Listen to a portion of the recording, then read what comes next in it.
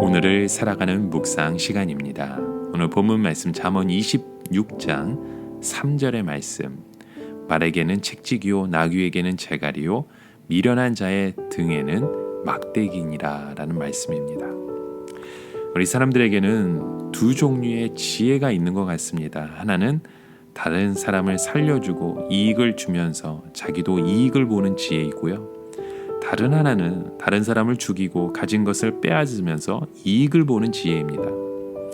우리가 생각하기에 다른 사람을 죽이고 그가 가진 것을 빼앗으면 더 빨리 부자가 될 것 같고, 반대로 남을 살리고 남에게 유익을 주면서 이익을 얻는 것은 오래 걸리든지 효과가 별로 없을 것으로 생각합니다.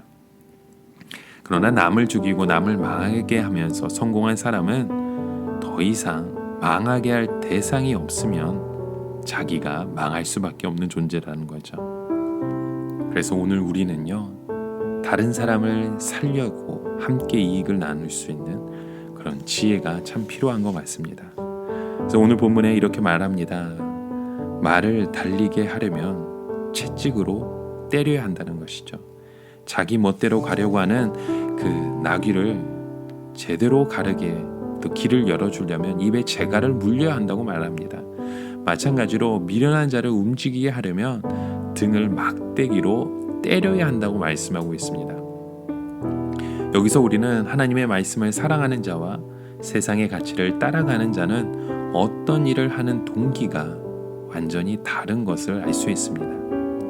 하나님의 말씀을 따라가는 자는 어떤 일을 할 때 그것이 하나님의 뜻이라는 확신이 있고, 그것이 다른 사람을 사랑하는 것이기 때문에 그 일들을 하는 것입니다.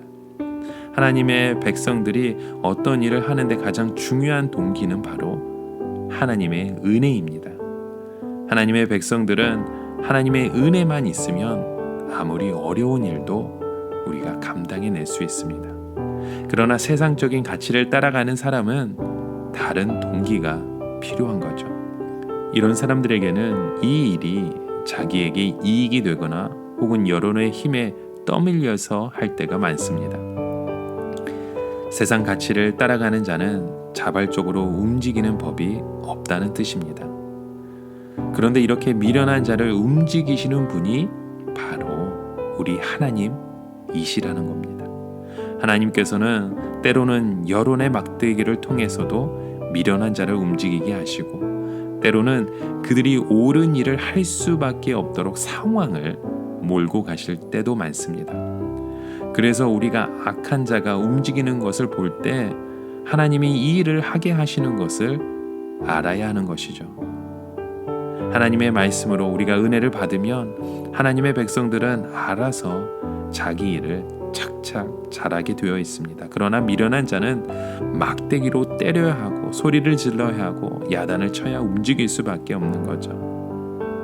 여러분, 우리는 모두 미련한 자이기 때문에 어느 정도 이런 제재나 책망이 우리 가운데 필요합니다. 때론 하나님의 말씀에 그 제재나 책망을 달게 받을 때에 우리는 하나님이 주시는 그 은혜 가운데 오늘도 나아갈 수 있다는 거죠.